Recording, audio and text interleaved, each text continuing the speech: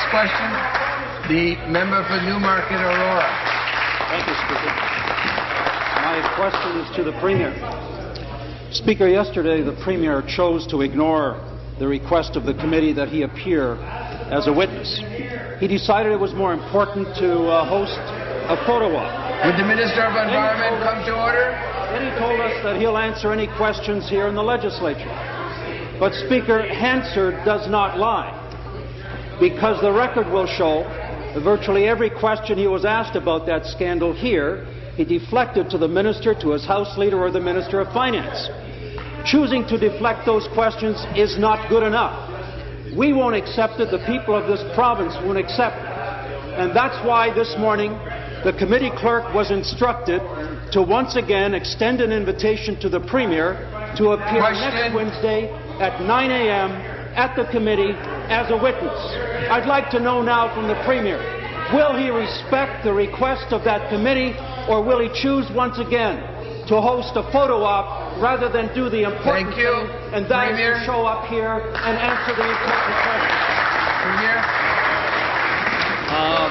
Speaker, I'm here today to take these questions. I'll be here on Monday to take questions, Tuesday to take questions, Wednesday to take questions, Speaker, and if we're sitting on Thursday, I'll be here on Thursday to take questions as well.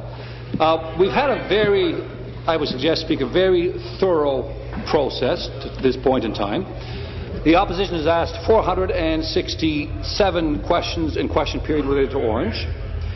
There have been countless questions, of course, by the media, Speaker. The committee's entertained 56 witnesses. They've heard from the Minister of Health on 3 separate occasions. They've sat for 81 hours in 17 days.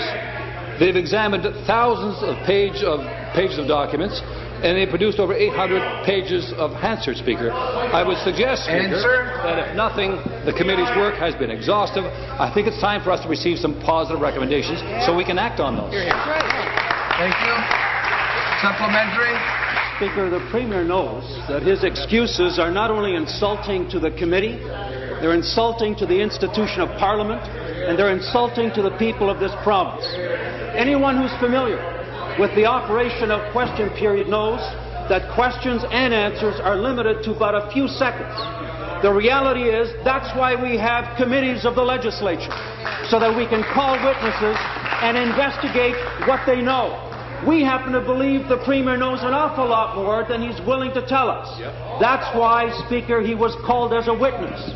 I want to give the Premier one more opportunity to respect the parliamentary process and to respect the institution of Parliament. I'd like to ask him now, will you agree to appear as a witness at the Standing Committee of Public Accounts into the scandal at Orange and tell us what you know, when you heard about it, what you did, and why you chose not to put your hand into an intervening position on that scandal that has wasted millions of healthcare dollars in this province.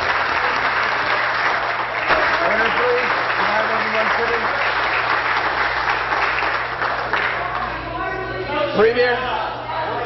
Well, Speaker, I say to my honourable colleague, I think he just wasted 2 specific opportunities to put specific questions to me.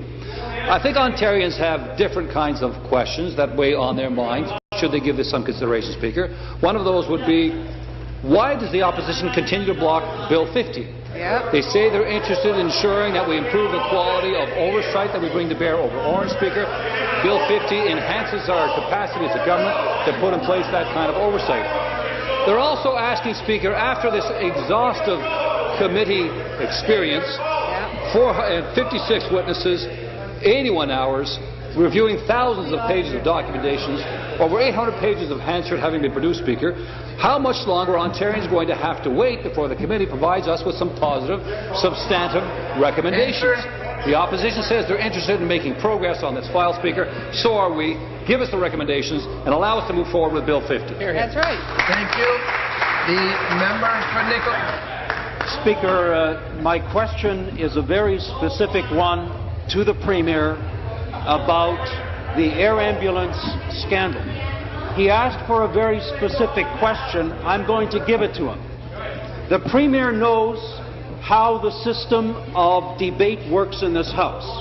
He knows how bills are passed.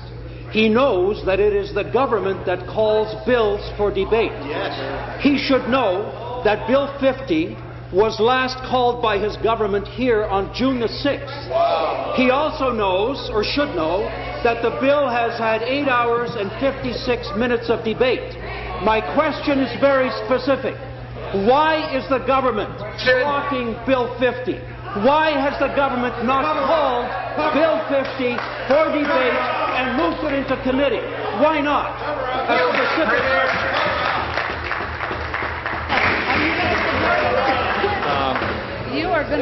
Speaker, my honourable colleague knows that the matter of bringing bills forward into this House is the subject of some conversation between the House leaders. The House leaders have, in fact it is, Speaker, especially in the context of the minority government. Speaker, my honourable colleague knows as well that we are very interested in moving ahead with Bill 50. It's been the subject of considerable deliberation within our government. We've adopted many recommendations that we've received from outside, including those put forward by the Auditor, Speaker. And in fact, momentarily we'll give the opposition an opportunity to demonstrate their genuine commitment to the passage of Bill 50, Speaker. I detect a little bit of defensiveness over there, Speaker, but shortly we'll give my honourable colleague the opportunity to, in fact, specifically support passage of both second and third reading so that we can move forward with this, Speaker, and do what I think clearly is in the greater public interest.